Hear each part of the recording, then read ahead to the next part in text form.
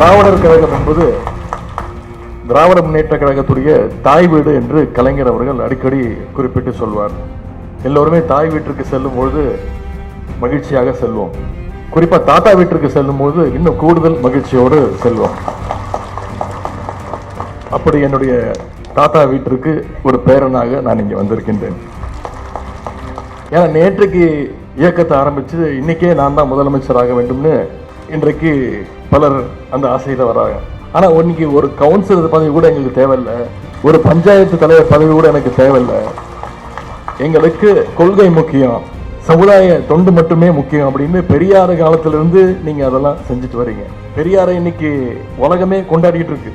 குறிப்பிட்டு சொல்லுவோம், இன்றைக்கு இருக்கக்கூடிய தலைமுறையினர் ஜென்சி கிட்ஸ் அவங்களும் இன்னைக்கு பெரியாருடைய கொள்கைகளை படிக்க ஆரம்பிச்சிருக்கிறாங்க, ஏற்றுக்கொள்ள ஆரம்பிச்சிருக்கிறாங்க.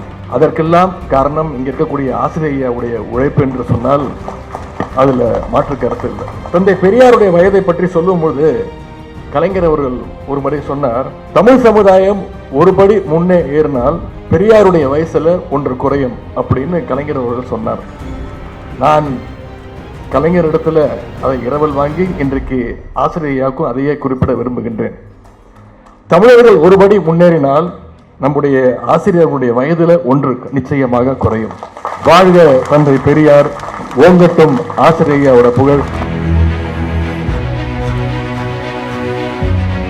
கடும் புயல் வரும், அடர் மழை தொடரும் என்றெல்லாம் சொன்னார்கள். இங்கே புயல் வரவில்லை, கொள்கை சூறாவளி இங்கே வந்திருக்கிறது. துணை முதல்வர் என்பது இரண்டாவது. ஆனால் அது பதவி, பொறுப்பு.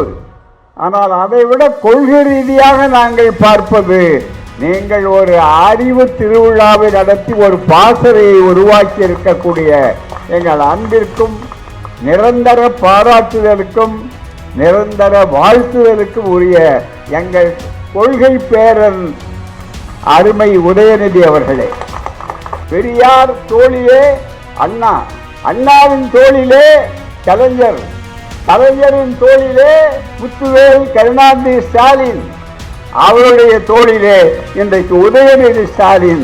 எல்லாவற்றையும் தாங்கக்கூடிய தோள் தந்தை பெரியாருடைய தோள். அவருடைய கைத்தடியாக கருவியாக கருஞ்சட்டி கூட்டாளம் 26 மீண்டும் இதே முதலமைச்சர், இதே ஆட்சி வரும். எதிரிகள் எங்கே தெரிய மாட்டார்கள். இதுதான் நம்முடைய சூளுரை.